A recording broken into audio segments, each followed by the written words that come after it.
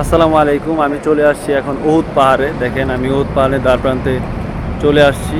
ওই পাহাড়ের উপর আমি উঠবো। ওই পাহাড়ে দেখতে পাচ্ছেন আপনারা দূরে থেকে যে অনেক অনেক লোকেরা ওইখানে উঠেছে। আমি ওইখানে উঠবো উহুদ পাহাড়ে। এখানে আমাদের ৭০ জন সাহাবা শহীদ হয়েছেন।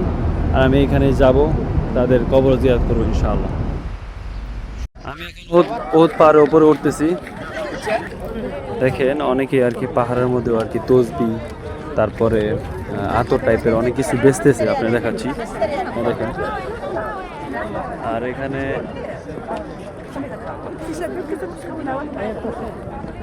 মানে এখানে ৭০ জন সাহাবা এই পাহাড়েই শহীদ হয়েছেন। ৭০ জন সাহাবা। আমি এখন পাহাড়ের চূড়া উঠবো। চলো চলো পাহাড়ের চূড়া উঠি। এখানে এখানে আশেপাশে পুরাটাই পাহাড়, পুরাটাই দেখেন, পুরাটাই পাহাড়, মানে উহুদ পাহাড় নামে আর কি এটা পরিচিত। কোরআনে বর্ণিত আছে এখানে আমাদের ৭০ জন বড় সাহাবী শহীদ হয়েছেন। অবশেষে আমি উহুদ পাহাড়ের উপরে উঠে গেছি, টোটালি উপরে উঠে গেছি। দেখেন পুরাটা। এখানে আমাদের ৭০ জন সাহাবীকে কবর দেওয়া হয়েছে। আমি এখন কবর জিয়ারত করে চলে আসছি। আমি ওই পাহাড়ের উপরে উঠছিলাম, উহুদ পাহাড়ের উপরে।